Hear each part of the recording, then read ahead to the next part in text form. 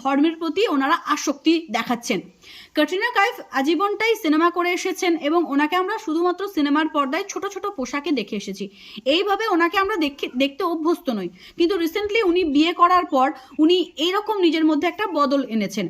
এই বদলটা সত্যিই ভীষণ পজিটিভ এফেক্ট দেয়।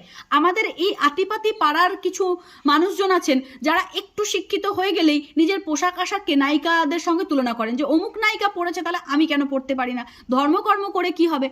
ধর্মকর্ম করে কি হবে সেটাই আজকের এই ভিডিওতে আমি বর্ণনা করব। ক্যাটরিনা কাইফের সঙ্গে ভিকি কৌশলের যখন বিয়ে হয় তার আগে পর্যন্ত ভিকি কৌশলের কিন্তু সেরকম জীবনের উন্নতি ছিল, তবে এতটা হাইপার উন্নতি ছিল না। ক্যাটরিনা কাইফ যেই মুহূর্ত থেকে ধর্মের পথে চালিত হলেন, ওনার স্বামীর জীবনেও কিন্তু ওনার সেই কর্মগুণটার প্রভাব পড়লো। এবং একটি সম্প্রতি যে সিনেমা রিলিজ করেছে ছাওয়া, সেই সিনেমাতে ভিকি কৌশলের সফলতা আমরা সকলেই লক্ষ্য করেছি এবং কি পরিমাণ উনি হিউজ সফল হয়েছেন সেটাও আমরা দেখেছি। একইভাবে ইন্ডিয়ান ক্রিকেট টিমের বিরাট কোহলির স্ত্রী অনুষ্কা শর্মা, যিনিও একজন ফিল্ম অ্যাক্ট্রেস ছিলেন, কিন্তু ওনাকেও বিভিন্নভাবে বিভিন্ন অবস্থায় ধর্মকর্ম করতে দেখা গেছে।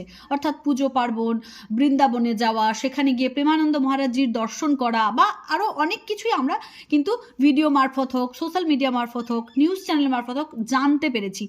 দুজনের স্ত্রী অত্যন্ত ধর্মে কর্মে বিশ্বাসী এবং তাদের এই ধর্মকর্মের জন্য তাদের স্বামীদের জীবনে যে সফলতাগুলো দেখতে পাওয়া যায়, হয়তো যারা আধুনিক ইন্টেলেকচুয়াল, যারা অত্যন্ত শিক্ষিত মানুষ, তারা আমার এই কথাগুলোকে জাস্ট হেসে উড়িয়ে দেবেন, মনে করবেন যে আর এগুলো কিছুই না। কিন্তু না, কিছু তো একটা আছে যে জিনিসগুলো আমরা মানতে চাই না। এই মানতে না চাওয়াটাই আমাদের অন্ধত্ব বা আমাদের গোঁড়ামি। আমরা যারা মানতে চাই তারা কিন্তু আমরা অন্ধকারে নেই বা তারা আমরা কুসংস্কারাচ্ছন্ন নই।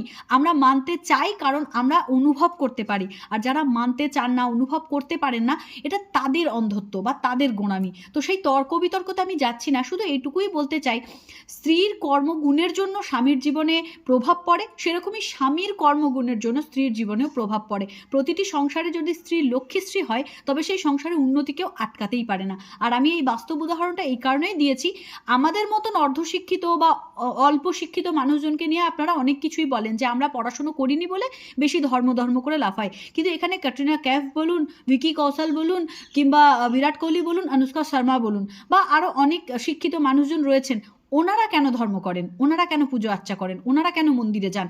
এই প্রশ্নের কোনো উত্তর আছে আপনাদের কাছে? এই যে সম্প্রতি একজন বিজ্ঞানী এসেছেন, নাসার বিজ্ঞানী, যিনি মহাকাশ থেকে ফিরে এসেছেন, সুনিতা উইলিয়ামস, ওনাকেও আমরা পুজো করতে দেখেছি। তো এই জিনিসগুলো কেন? ওনারা তো বিজ্ঞানী মানুষ, ওনারা তো শিক্ষিত মানুষ, ওনাদের তো ধর্মকর্ম করার কথা নয়, যেহেতু ধর্ম মানেই অন্ধকারাচ্ছন্ন, কুসংস্কারাচ্ছন্ন। তো সেটাই যদি হবে তাহলে ওই শিক্ষিত মানুষগুলো কেন এই দিকে আসছে? কেননা এই জিনিসগুলোর